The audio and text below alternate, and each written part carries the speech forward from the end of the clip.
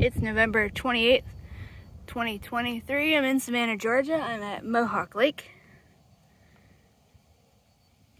And this is where you can find it's either 2 or 3 or 4 American persimmon trees. Well, hold on, let me back up. Let's look up here at the tree line. So you can see there's 3 layers here. In the front with these red leaves, this is winged or shining sumac. This is also edible, but this has red leaflets and then clusters of berries at the top. People use that to make I guess they call it sumac-ade, like lemonade, but made with sumac berries instead of lemonade. And then behind that, we can still see the green leaves. That is a young black cherry. I don't think this one is flowered yet. They're also edible. They're just a lot smaller than the cherries you find in the store because they're wild instead of being domesticated for thousands of years. And then the 3rd layer, in between the trees on either side, we see a tree that has lost all of its leaves. But if you look down, you can still see some round orange fruits hanging on up there. And these are the persimmons. Last time I was here, this giant branch had fallen down, so I stuck it here. This is the path, and there's a giant branch. I stuck that there, so try and get more people's attention so they'd notice it. Don't think I've been successful so far, but you can walk back here, and this little skinny thing here, this is the sumac. This one right here is the black cherry, and below it here, this is sparkleberry or farkleberry, but most people don't like that name because it sounds gross. So this is sparkleberry. It's a kind of blueberry, also edible. And then here, and here's a telephone pole as a very handy landmark, so you know you're at the right spot. Right here is the persimmons, the first persimmon tree. It's got 2 trunks that are split down at the bottom. It would probably take more than 2 of my hand lengths to wrap around it. It's got this deeply, well, sort of deeply furrowed, cracky bark. It's kind of got red on the inside. I'm not sure if that'll show up on the camera. And then there's a little steep hill, and if you are very careful, because there's greenbrier that has thorns on it, you can climb back here. And there's the fence. And then if you look up, you can see the other 2, well, or 2 or 3. I don't know, these could technically all be the exact same tree that has just got multiple trunks, because there's one there that's split into 2, and then another one right there. I'll even walk over here and show you. This one's a little bit smaller than the first one down there, but not by much. So that's split into 2.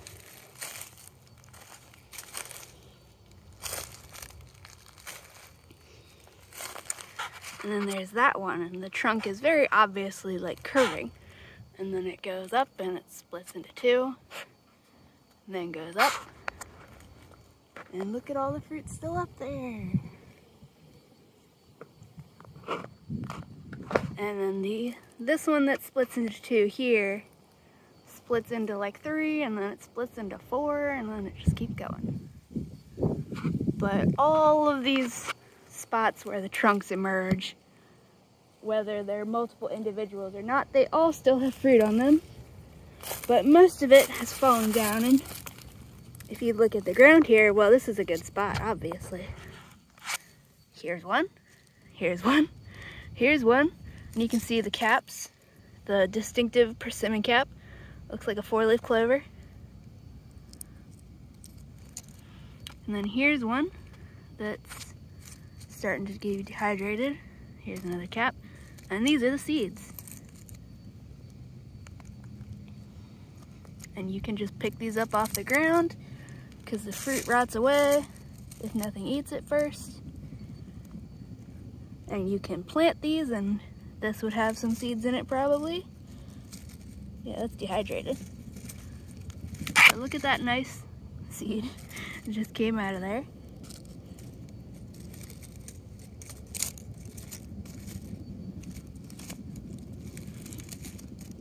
Yeah, a lot of these fruits actually just get dehydrated. Yeah, just dried on the ground back here if they don't get eaten by something first. So those two are mostly dehydrated. Here's another seed. And there's a seed, just perfectly landed on this leaf. There's another one there.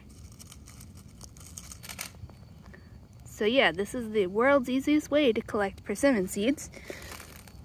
Because you can come here like anytime after the fruit is fallen and just play spot the seed. I'm just gonna break that off. Now I will take these dehydrated ones and toss them down the hill, or you know, I'll just stick them in my pocket. I don't care, I have to wash these pants anyways. And yep, here's another seed right here and here.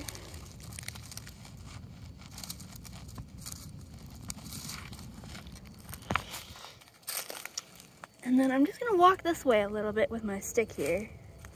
I saw something on the ground. Might have just been a leaf.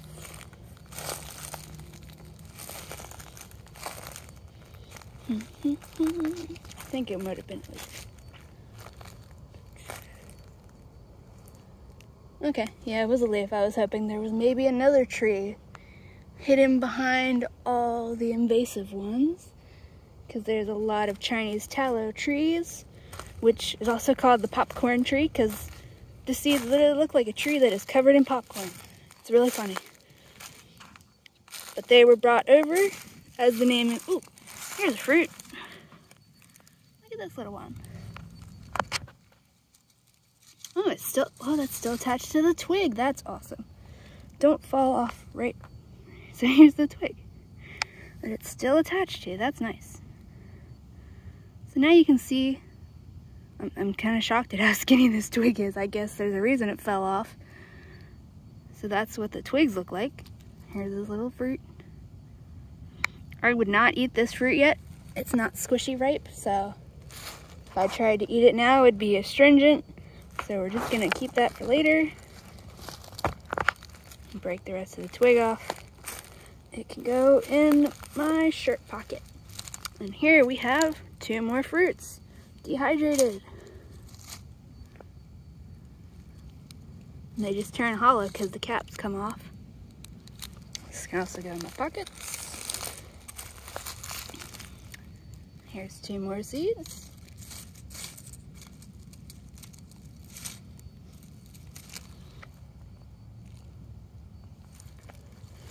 And if you're wondering, what is it going to do with all those seeds?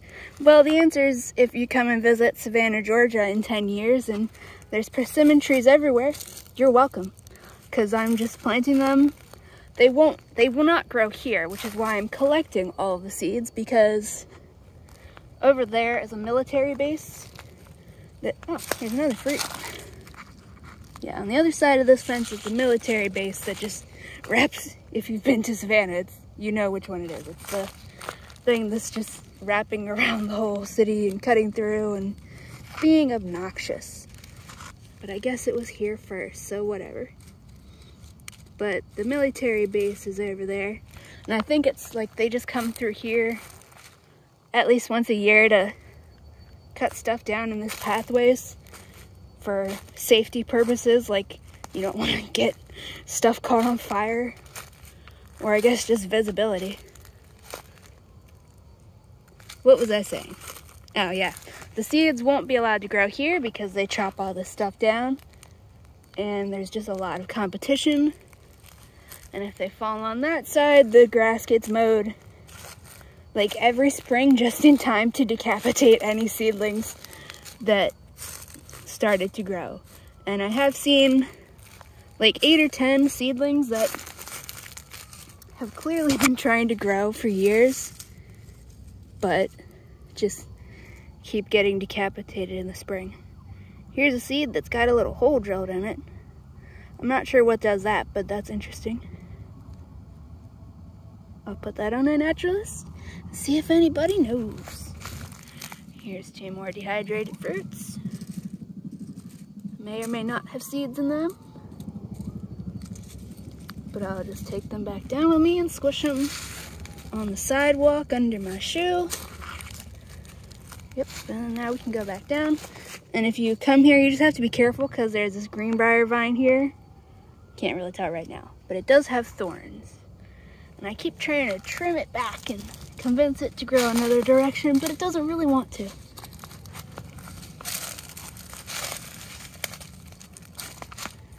And here's another seed. You see it? Just sitting perfectly in that little sunbeam, like a little angel. Angelic choir.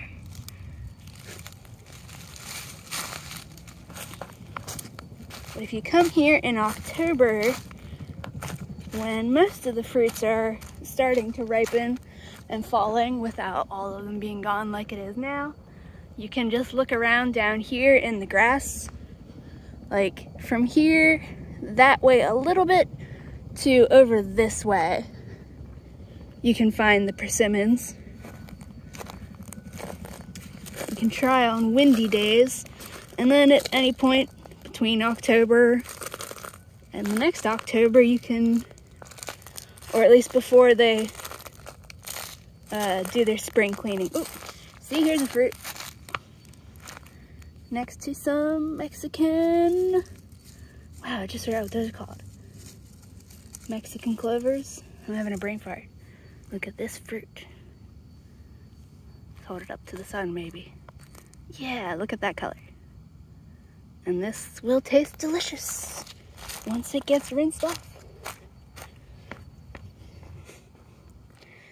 I brought egg cartons with me to put any fruit in that I found. Sit there.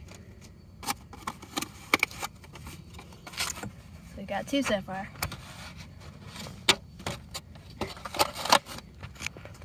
You can also use a pizza box so that all the fruits are in a single layer and not squishing each other. Now there's lots of leaves on the ground, and just for the heck of it, I'll just show you.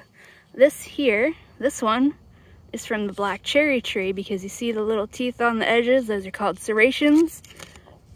It's like a sawtooth. Black cherries have serrated leaves. Let's see if we can find a persimmon leaf. The wind might be blowing them all back the other way.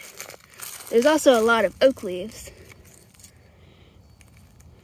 This is one of these evergreen oaks that might be, oh, duh, it's right here in front of me. Here's this oak. And what's this one's bark look like? Here's where this one's coming from. Going all the way out there. Pretty sure this one's evergreen. Anyway, oh, here is a persimmon leaf. And a little tiny cap to go with it.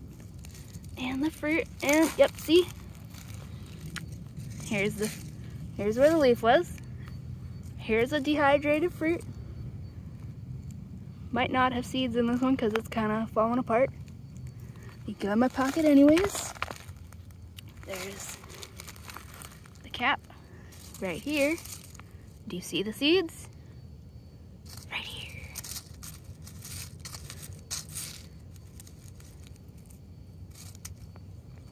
There we go. This one's got another hole drilled in it, so I really want to know what's doing that, because that's interesting. And then up here, next to this little root, dead stick, we have another seed. And this is stuck in, on camera, stuck in a dehydrated thing, so we can just squish it, and it falls right out.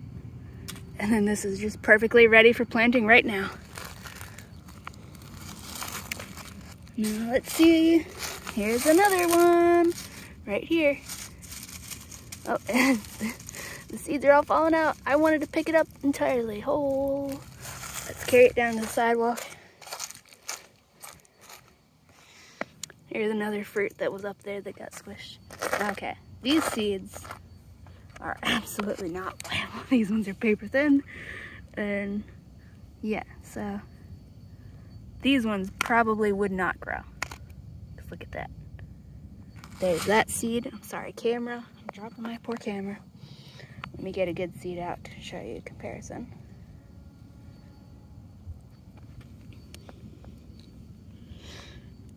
Bad seed, good seed. And they will all dry up eventually if you're storing them. So they'll get this, the texture kind of looks like it has reflective gold. They'll get like that, but they shouldn't be absolutely paper thin even when they're dried. Like this one will eventually shrivel up a little bit and stop being so smooth and shiny, but it will stay bigger than paper thin. And I'm not going to go over there now because I don't feel like it. But if you go that way, there's a path. Let me see if I can zoom in. I think it's mostly a deer path, but people also use it that leads back there. And that leads to a road and is possibly lacking a sidewalk on the other side. But there's a spot down there where there's a ton of persimmon trees that I don't actually know if they can fruit or not because I found them all in the spring and then they all got cut down. But since this fruit is already so sad, I'll show you the insides. The delicious, delicious insides that I'm not gonna eat because it was already smushed open like this. We'll see if there's any seeds. Yep, there's one. And they have a water fountain here, which is the only reason I'm sticking my hands in here. Here's one seed. I'll get that clean in a second. See if there's another one. Yes, there is. And see, each seed is covered in a little sack of flesh. And all you have to do to clean them, usually with fruit less squishy than this, it's kind of hard to demonstrate with one hand, but you just push your thumbnail against it like that and then push upward and the sack will come off and it'll leave the fruit completely clean. It's not really working for this one because the fruit got all smushed up beforehand. But they should be this kind of consistency when they're edible. My hand's all dirty now. But they'll be like as squishy as a water balloon. You do not want to eat these when they're firm, because they will be astringent as heck, which means they'll taste bad and they'll dry your mouth out. There's a sort of a myth that you have to wait until the first frost to eat them. And that has nothing to do with the frost, like the cold affecting it. It's just, you can't just go out and eat them before they're ripe. It's to make you be more patient and wait until the proper time. It has nothing to do with the cold itself. You can actually get them when they're just slightly underripe and just let them sit on your counter for a few days. Or just put them in with something. Look at that. I'm sorry. It's just delicious. I'm not eating that though. Obviously. So then we can just go and rinse these off in the water fountain down here.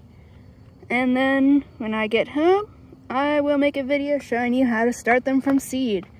AKA just how to put them in a plant pot, because that's all you have to do.